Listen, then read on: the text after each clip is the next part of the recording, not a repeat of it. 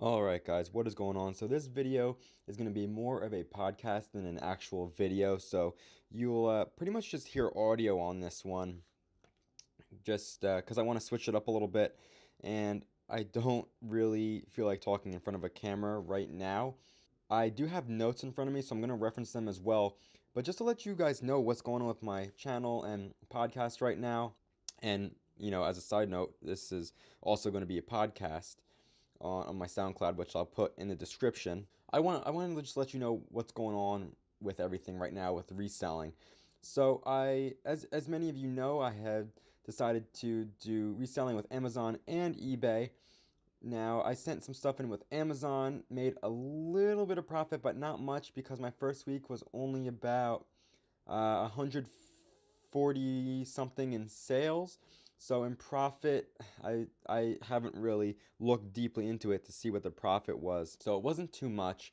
I also sold shoes on eBay, and I wound up returning some that didn't sell just because most of the ones that I returned were cleats, and it's not really cleat season anymore. A lot of the sports for schools and stuff like that are pretty much stopping now, but most of the shoes that I sold on eBay or wound up selling and not returning and making a profit off of were just regular shoes, like just regular Nikes that anybody could really wear, or basketball shoes, something like that. And believe the ones that sold I had primarily picked up from Ross, but I did return a lot to Burlington Coat Factory, probably like 5 or 6 pairs of shoes, just because I was just starting out on trying to scout them out on eBay and see if they would maybe sell or maybe not sell.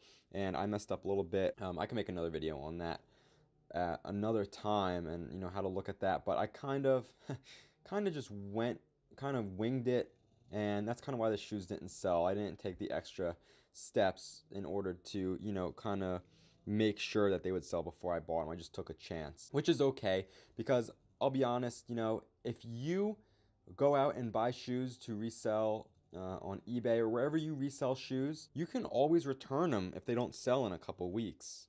So most stores, you have like 30 days to return them.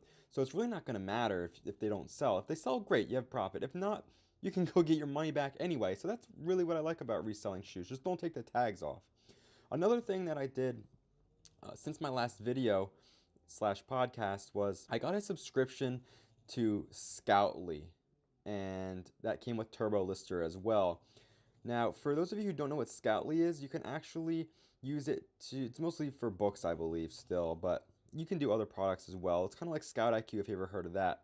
So what happens is it's just an app that you use to scan the books, or whatever, in my case, books, or whatever you're scanning, and it'll tell you what you'll make profit after fees, what the sales rank is, and stuff like that. So it's a little bit more in depth than the Amazon seller app itself. I would definitely recommend an app like this. There's multiple ones out there, but the most common ones are Scoutly. Some of you guys might know it as FBA Scan. That's what it used to be called. They had some updates recently, so I went with them. And another reason I went with them instead of Scout IQ is because Scoutly comes with the Turbo Lister, like I just mentioned a little bit ago. And what that does is, for those of you who know anything about book selling on Amazon, it can be very tedious to kind of list the books, just because you have to choose the condition they're in and stuff like that. But there's other software out there too that you could pay for. But since I'm starting out, I really couldn't beat the price of $10 a month for a combination of a scanning app and a listing software. So eventually I might switch them, but for the price, I couldn't beat it anywhere else. Now, the $10 a month plan with Scoutly is only live scanning. Now, let me explain, right? If you upgrade the plan, which I eventually will, you get a database as well. So it'll pretty much just let you scan a little faster, no matter what your cell phone service or whatever it is you're using looks like. So with the database plan, you can actually go ahead and download the database. It pretty much takes the book rankings and all that information that you would usually get and downloads it before you go out, so that you don't need any internet connection and stuff like that. And it lets you access the information a little bit faster. So you could scan a couple more books a minute. By a couple, I probably, I would guess like 15 or 20 more a minute than you usually would be able to.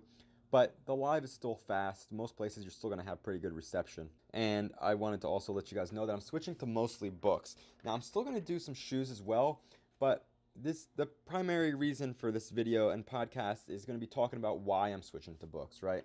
Why am I switching to books instead of just going to department stores like Walmart, which I have done, and buying things on clearance or something like that and reselling it? You can scan that stuff too and see what your profit's going to be, but ultimately, yeah, I've resold stuff um, from Walmart, a couple things actually. The number one reason why I'm switching to books is for scaling my Amazon business. Well, you don't have to, not everybody calls it a business, but I'm treating it like a business, so that's what I'm going to call it. So it's a little bit easier to go ahead and, what do I mean by, see, I don't really know how I want to explain it, but when I say scaling your business or scaling your Amazon seller account, I mean growing it, right? So you start out with a certain amount of money, and you want to multiply that money so you have more money to throw back into it, because that's how you're going to grow something. You're going to put that money, you're not going to spend it, you're going to put it right back into that selling account and buy more stuff, get more profit, put that money right back in. So it's for a while it's going to be a process. And for those of you who watch my YouTube, you know that I started this to show you guys that you can with $100, and within a week that turned into, with eBay and everything, about 200. I think it was a little bit below because of the eBay fees. You got to remember, you got to take those into account too. And Amazon has warehouse fees, but the scanning apps take that into account too. So you don't really have to worry about the fees unless you think something isn't going to sell within 6 months to a year. Then you're going to get hit with more fees, which you really don't want to do. But if you know what you're doing, you shouldn't really have to worry about that 6 month to 1 year limit on the Amazon warehouse. So along with, why is it going to help you scale your Amazon seller account or business? Well, one reason is because of the price and profit margins. So most of the time you're going to be going to thrift stores and buying these books to resell them, whichever ones are profitable. You can make that decision on your own. Everybody has their own limits that they go through. They're going to be like $1, $2, $3, $2.50. Like, they're going to be very inexpensive, and you're going to have huge profit margins. And you're going to be able to buy, like 50 books at a time and just keep sending them in. Okay, so also with Amazon, you can still fit a good amount of books to sell in the box. Now, when you send stuff to Amazon, for those of you who do not know, they do not want the box to be over that 50-pound limit. You get extra fees, or I don't really know what happens, but I know it's not good when it's over that 50-pound limit, right? The reason I don't know what happens is because I haven't done it, and I've heard everybody on YouTube say, do not send anything over 50 pounds in terms of boxes. You used to be able to just write Team Lift on it, and it would be okay, but they do not want anything over 50 pounds. So this would mean you could still fit 30 to 40 books, and if you're making $5 profit on each book and you got 40 plus books, come on. A lot of people send in like 100 to 200 books at a time sometimes too. That's a lot of profit you're going to be making, assuming they're going to sell, which they probably will if you looked over the information good enough. And another thing that I did was I upgraded my Amazon account in order to help scale the business. Now you might say, oh, upgrade your Amazon account, that's $40 extra a month you're paying instead of having a free account. But here's the difference. When you're trying to scale your Amazon business, what you want to do is you want to get a lot of items out. And when you have a free account, what Amazon does is they charge you $1 fee for every item that sells. Now that doesn't even include the other fees, right? So think of it this way. Would you rather pay $1 for every item that sells? Keep in mind, you could sell 100 to 200 or even more items that month. And guess what? If you have a free account and you sell 100 items, you're paying over $100 in fees because you're paying $1 for every one that's sold. Or would you rather pay $40 a month and you can sell as much as you want and you don't have to pay that $1 free? As long as you sell 40 items, you're going to make that money back anyway. So I felt like it was a no-brainer, because you're going to keep sending things out for something like this for Amazon, right? Number 2, thrift store prices are cheap. So within 10 miles of me, I have 7 Goodwills, which is absolutely ridiculous. There might actually be more than 7, but from the ones that I have seen from the app that you can download, you can go into the locations, and the ones with the retail parts in their store. There's 7 of them within 10 miles of me, and that's just Goodwills. That doesn't include all the other thrift stores. So there's so many out there. There's also used bookstores. You can find that out just by going on Google Maps and typing in used books. Now you can do that for Goodwill or any other thrift store as well, but you got to make sure that they have a part in that thrift store where they sell stuff, because some are donation only, meaning you can't go in there and buy stuff, right? And the Goodwill app will tell you which ones are donation only and which ones are like with the retail section as well. So you want to look out for that. Number 3 is library sales. Yeah, they are going to be libraries that are having these sales. Maybe they just want to raise money for the library. There's multiple reasons they could have them, but what happens at these sales is their books go down to thrift store prices. Even public libraries have them as well. It's usually a public library. And for this, you can actually go to booksalefinder.com and it'll show you all the bookstore sales across the country, or library sales across the country. So you go there, you click on your state, and wow, like you see the dates and everything.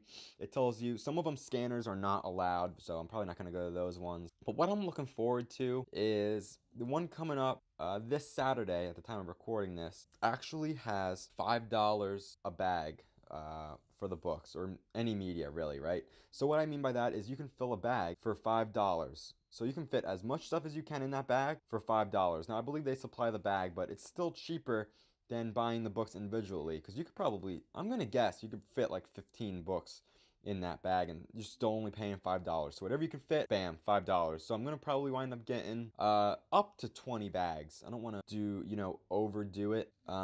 Actually no, that would be $100.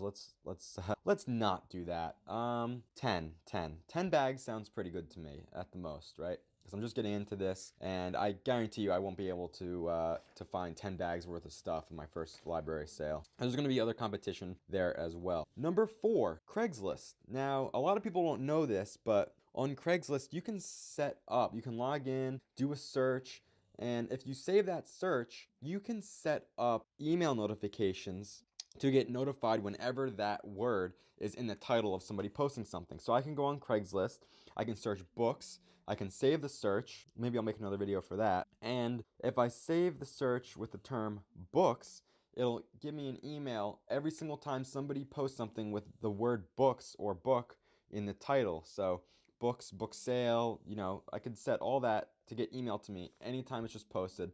So I think it's probably like 15 minutes after it's posted or something like that. It'll shoot me an email and it'll give me the information on it. I'm not sure if you have to log in or not, because I haven't gotten any notifications yet.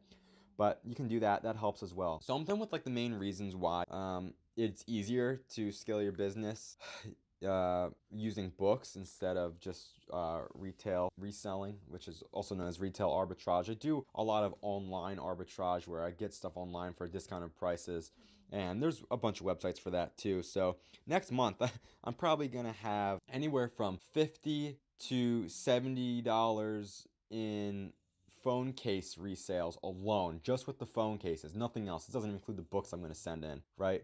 So you can get things online discounted heavily. I have like 10 or 15, 20, some outrageous amount of phone cases just sitting waiting to be shipped with my first book shipment, because that's probably how I want to do it. Just send it all together. Another thing I want to put out there is you don't have to go out and buy a course on this. YouTube has all the info for free. Sure, there's courses on reselling and stuff like that, but a lot of the info that you're going to find in courses, you could also find on YouTube for free. So there's no pressure to go out and get something that other people don't want to get. You don't have to pay much to get knowledge of how to resell or start your Amazon business or eBay, whatever platform you want to sell on. So you just want to find some successful YouTubers, well, not successful YouTubers, but YouTubers who are successful in reselling. There's a difference there. Make sure they're successful. Most of them are pretty transparent. They'll tell you what their profits are and stuff like that, because some of them, they want people to know. It's going to bring them more traffic if they're transparent anyway. They'll get more subs and stuff like that. But yeah, that's that. You don't have to pay for information on how to do things like this. Another thing is that merchandise will continue to be bought online. So as many of you know, there are a lot of people who still do a lot of in-person shopping, but if you want to be honest here, the online area of shopping and selling is just growing day by day. It's not going anywhere. One day everybody's going to be ordering stuff online and not even going out anymore. I know my mom orders a lot of stuff online instead of going out, and some people prefer it. Other people would rather see what they're buying, but I can tell you that the online marketplaces aren't going anywhere. They're just going to keep growing. Some of them might be a little lower than others, but all in all, they're going to remain there. Competition might grow, yes, but along with competition growing in the reselling area, online shopping is as well. So they're not ever going to be, they're directly related, but they're not ever going to be unable to exist just because of the competition. Two more things I want to mention. Another one is you could scan up to 50 books and, you might find a little bit of profit, or you could find hundreds of dollars in profit, right? So not all books have a very specific amount of profit. Some of them are going to have $5, some $20, some $30, some $10, some $15 profit, and it's kind of all over the place. So you don't know how much profit you're going to get until you scan a book. So 40 to 50 books to actually analyze them and stuff, it's going to take less than 10 minutes. Honestly, if you're experienced with this, some people can scan 40 to 50 books in 1 minute and they're completely fine. They know what they're doing. Somebody could go into a thrift store, scan 50 books in like 10 minutes. 10 minutes is kind of long to scan 50 books. Those of you who are like, I know there's somebody sitting there like 10 minutes, 50 books. Are you kidding me? I can scan 50 books in 1 minute. But, regardless, what I'm trying to say is to make like a few $100s in 10 minutes, it's ridiculous. It's ridiculous. So there's a lot of money to be made in this. And back to what I was saying earlier, this is the last thing I'm going to mention here is, yes, if your stuff sits there for too long in the Amazon warehouse, you will accrue more fees, right? I forget how much they charge per unit, but they charge per unit and depending on the size of it and stuff like that. But you can have them actually destroy the units that you aren't selling instead of accruing those fees. So before it gets to that point, you can just have them destroy it, and big deal, they destroyed a $1.50 book, right? If you sell, let's say, 50 books that month, or before that time comes, your 6 months for those fees, you're already going to make that money back anyway that you may have lost for them destroying the book. So anyway, that's some just stuff I wanted to talk about. This is going to be listed in my $100 to however much we can make this year playlist. It'll also be added to my Soundcloud. Link is in the description. And have a great day, everybody. Peace out. Thanks for listening to this, and I will see you.